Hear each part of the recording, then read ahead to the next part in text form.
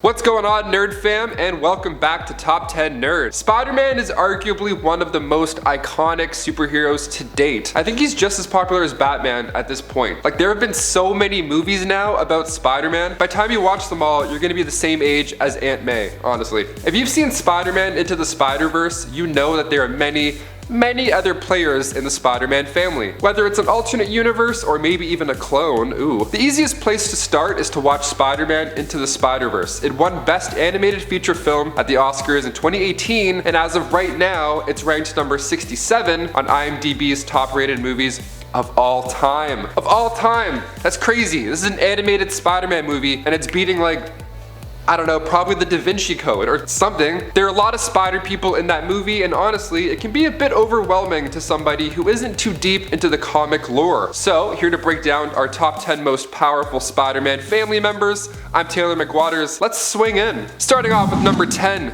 Ghost Spider. Yeah, on Earth 65. So of course we have to start with one of my favorites, Gwendoline Stacy of Earth 65, that is. Yeah, very important. There's many other Earths. I'll get to that later. She has arguably the coolest suit. I mean, right off the bat, the hood, the white hood with the pattern on the inside of the hood, that's so sick. I think it's a crowd favorite when it comes to suits. She made her first appearance as Spider-Woman in Edge of Spider-Verse number 2, and then made her first appearance just last year as Ghost Spider in Spider-Man Enter the Spider-Verse issue 1. A lot of spiders in there. I like Ghost Spider better. I think that's a way cooler name in my opinion. After her mother's death, she was raised by her father, George. She's a drummer too, actually, which is kind of a fun little detail. She's even in a band called the Mary Janes. Pretty mint name if you ask me. So of course, she was bit by the radioactive spider, such as Earth 616's Spider-Man, which is our Earth. After that, she was given the cool outfit and web shooters by a retired Jan Van Dyne. How fun. Gwendoline Stacy can also travel between dimensions with a pendant that serves as a modified dimensional travel watch. So that's kind of neat. Also, a big thing that I love about this version of the web slinger, she was actually blamed for the death of Earth 65's Peter Parker. So that right off the bat has a lot of character development that you can play with. And number 9, Venom. Of course he's part of the Spider-Man family. Look at the dude. He's got the this, he's got the this, he's got the this. Making his debut in Amazing Spider-Man 299, we have Eddie Brock, aka Venom. Venom is a symbiote from the Clintar race. After making its way to Earth, it eventually wound up in the hands of Spider-Man. This didn't last too long because the symbiote found its ideal host, who happened to be Edward Brock. Now, Eddie had visited Our Lady of Saints Church to beg God for forgiveness before ending his own life. It's actually really tragic. Then this alien symbiote bonded with him mentally and physically. Now, at this time, Peter was there trying to get rid of this damn thing, so that scene in Spider-Man 3 was actually spot on. Maybe the only enjoyable part of that movie, besides the cool dance moves that Tobey Maguire gave us. Those were great. Now, because it had originally bonded with Spider-Man, it basically was another Spider-Man. Like, it moved from that host to Eddie with that Spider-Man knowledge. He gets the power Spider-Man used and also some memories. It's actually why Eddie Brock knew Peter Parker was Spider-Man. Fun fact. And number 8, Ultimate Spider-Man. Earth 1610 is home to one of our favorites, who we might finally be getting to see on the big screen in the next live-action Spider-Man film. He was the center of attention for the Spider-Man Into the Spider-Verse movie that I mentioned at the beginning of this video. He is awesome, and he's even getting the spotlight in Spider-Man Miles Morales coming to PS5 soon, and I can't wait at all. His first appearance was in Ultimate Fallout issue 4 back in 2011, so after Peter Parker died, somebody had to step up. The radioactive spider ended up finding its way to Miles, of course, and when it comes to powers, Miles is super unique. He has natural electricity in his body, and he's able to control it. It's called a Venom Blast, or a Venom Beam.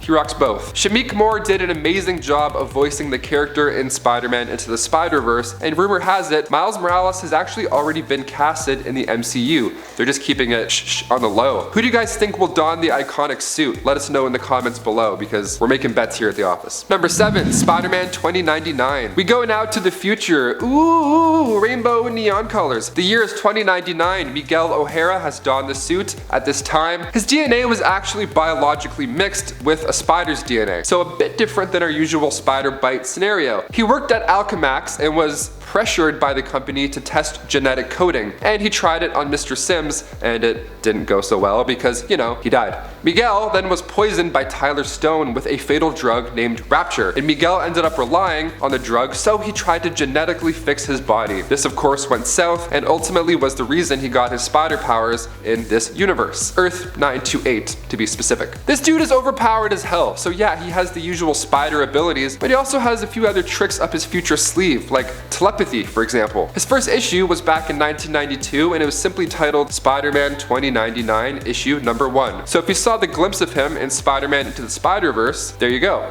You got like 46 issues to read this weekend. You'll be busy. Number 6, Zombie Spider-Man. So this series was only 5 issues and it dropped in 2005, and it is so wild. That's one of my faves. Here we go. So this series takes place on 2149 in this world that is full of zombies. Yeah, we love zombies. Zombie Spider-Man is like the only normal-ish zombie. Like, he has feelings, he can talk, he knows what he's doing kind of. He doesn't just walk around and bite people's head off. Like, Aunt May walks in and he's eating MJ. Like, he's still a nice Peter Parker. He's like, oh please MJ, go in the bathroom or something, get out of here. He can't control himself. I mean, it's not his fault, and he realizes that. I had to include this in the list simply because it's awesome. Plus, we've already had our first look at Marvel's Zombies that's said to come out as an episode of What If on Disney Plus in the near future. I'm still not over that zombie scene from Far From Home with Iron Man when he's crawling out. Disney's just not afraid of scarring kids, eh? Number 5, Spider-Ham. Yeah, I said what I said. It's actually quite popular now since John Mulaney voiced the character in Spider-Man Into the Spider-Verse. This Earth 8311 version of the web-slinger is of course named Peter Porker, making his first debut in Marvel Tales starring Peter Porker, the Spectacular Spider-Ham, in November 1983. Geez, that's quite the issue title. So we have Peter Porker, the pig, photographer, all that jazz. The villain on the issue is actually none other than Dr. Doom. Love the puns. Now, the best feature of Spider-Ham is that he of course has the spider story and powers, all that, but he also has what's called spider nonsense, which makes sense why John Mulaney was casted to voice him. He's the funniest person ever. This spider nonsense ability allows him to be more cartoon-like. The more danger he's in, it actually makes for a good time on screen and the page. You can see both of those happen, and it's a treat. Number 4, Spider-Man Noir. This series ran from 2009 to 2010, and it was an alternate universe event. And this all-dark vibe worked well with Spider-Man the most. I mean, the 1930s, turns out, is a great setting for a Spider-Man story. It kind of feels like Watchmen. It's very dark and ominous. A lot of angles of characters looking down, you know? Spider-Man carries a Glock with him.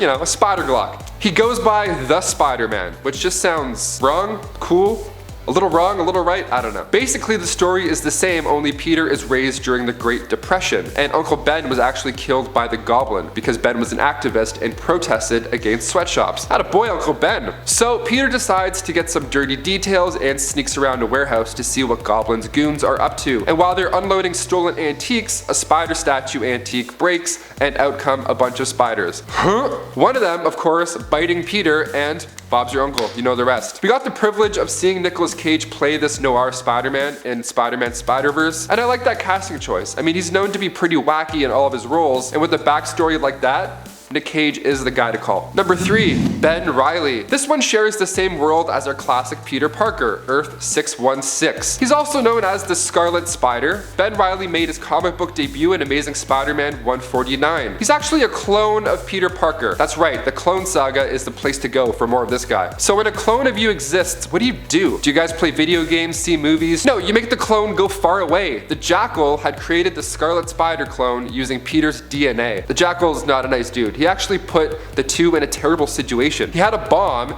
and he put Ned's life on the line, making it so only one of the Spider-Men could survive. Now, it was believed that the Scarlet Spider had died, but he actually was just laying low out of New York City for like 5 years. He lived with the fake name Henry Jones as a janitor in a high school. That is, until Aunt May's health started to decline. Then he returned to New York and told Peter all about his time. What a shock that must have been, right? And then when MJ was pregnant, Peter let Ben Reilly take the mantle of the web slinger. Pretty cool promotion. Number 2, Superior Spider. Again, we're at the 616 world of the web slinger. Starting in 2013, this is the outcome of the Dying Wish storyline. So Dr. Octavius planted his mind inside Peter Parker's. That's right, the two ended up switching bodies, little Freaky Friday style. It's like a freaky circle. Otto Octavius was dying when Peter visited, and he had no idea it would be his own deathbed that he was looking at. So, right when Otto Octavius switched into Peter's body, he discovered what it really meant to be a hero, and understood the whole with great power comes great responsibility message, having retained Peter's memories in his new skin suit. So he decides to just go for it, man, and just fight crime. Now, he wasn't as good as balancing the scales of justice as the original Webhead, so he ran into some troubles. He was violent in nature, and when it came to handling these criminals, I mean, Otto even enlarged the suit's talons to cause greater pain to his victims, and he modified the Nano Spider's tracers that get ejected from the talons, and he made them so that they could paralyze the victim. Not too shabby, man. He thought he was doing the right thing, but his methods were just too dark. People noticed.